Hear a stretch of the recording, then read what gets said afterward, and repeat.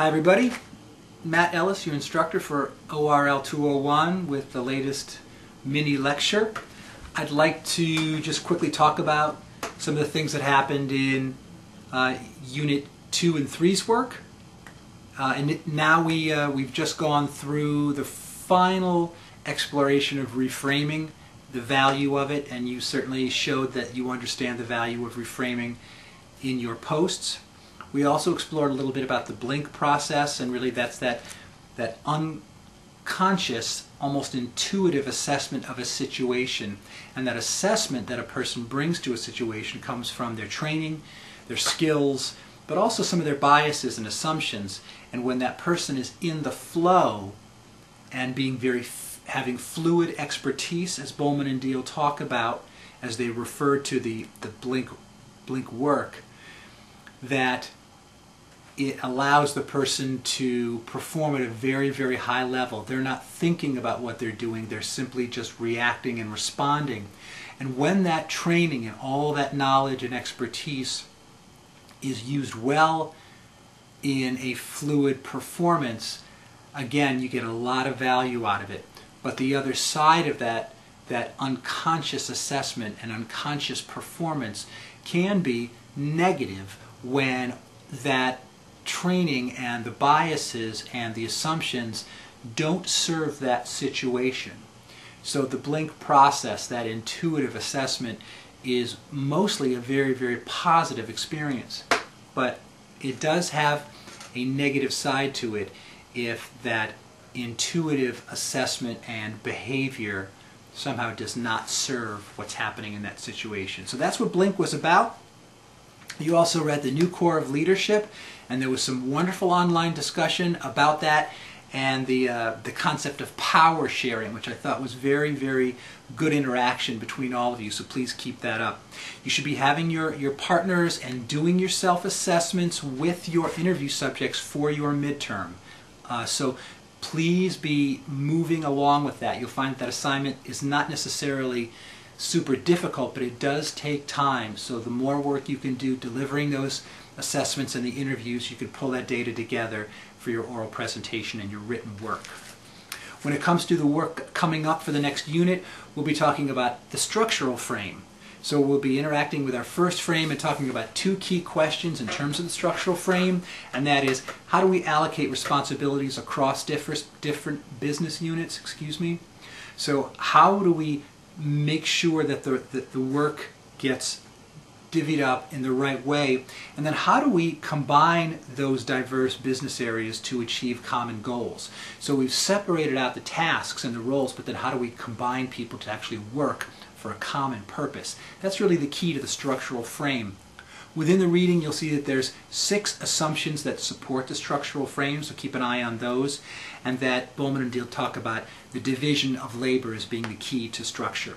You'll also see some information about vertical and lateral coordination, which are fancy terms, but you'll see when they're described, they're very, very straightforward. And there's a lot of good case studies for this week, so I think you'll enjoy that in Chapter 3. In Chapter 4, there are some structural dilemmas that Bowman and Deal talk about, and a few of them are differentiation versus integration, so you'll learn about that. Underuse versus overload, which a lot of you have already talked about, not doing too much work and not doing so much work that you're either sort of bored and feel unmotivated, or burned out and stressed out and want to leave. And one of the other dilemmas is autonomy versus interdependence. How independent can we be on the job and feel creative and self-directed, but at the same time interdependent, where you collaborate with others and others can rely on you. So those are some of the dilemmas that you'll read about. Let's see. Oh, there are structural models from 2 OD consultants, Mintzberg and Helgeson. The pictures can be a little ambiguous, but the text is very, very good to describe what the models depict. So sometimes you might look at the models and say, gosh, those pictures don't necessarily say or well represent what the descriptions are. So don't be frustrated. Look at the text for your final understanding of those different models, those different ways that organizations can look to be effective. And I think you'll find that quite interesting. There's also a case called Making the Argument for Restructuring. What are the events, the circumstances that would kick off a restructuring? There's a case that talks about that.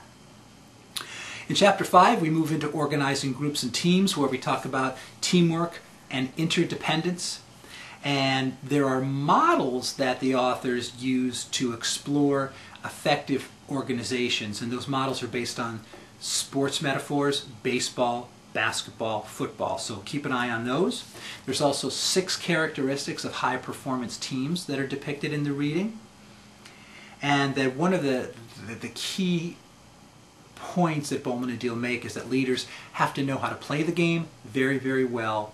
They have to know the rules so that they can change the rules when they need to. Changing the rules means restructuring. So keep an eye on that. You'll note in this week's unit template that we're starting to do Captain Shackleton's log. So you'll go into the journal section, and you'll see in the unit template I give you some directions to access the journal. You do not respond to the journal. You simply post it, but you're not required to respond to anybody else's journal. Okay? In the postings this week, you'll notice that one of the questions is mandatory, and responses from your peers are not required. So you'll take a look at that, because there's some specific directions about the first online posting question. Finally, next week coming up, there's going to be something called the frame game. So when we meet in WIMBA, we'll have a mini lecture. We'll go over some concepts for the human resources frame, and then we'll do like an online sort of interactive quiz show where I'm sort of the MC, and I'll be pitching you guys questions about the first 4 units of work that we've done. Your syllabi says 5, that's a typo. It's really the first 4 weeks of work that we've done. And it's open book, of course. So it's a chance to have fun, review what we've learned, and then you move on from there. Again, if you have any questions, please give me a buzz. I'm here to listen to all your concerns. I've taken some calls this week from people who have some requests, and I've done my best to satisfy them. And finally, I posted in the announcements section, you'll see it pop up in Blackboard that there are some postings of the week. I've recognized a few people, but I also want to recognize all of you for your excellent work, and know that I can't wait to see more of it in the coming weeks. So have a good week, and I'll speak to you soon. Bye-bye.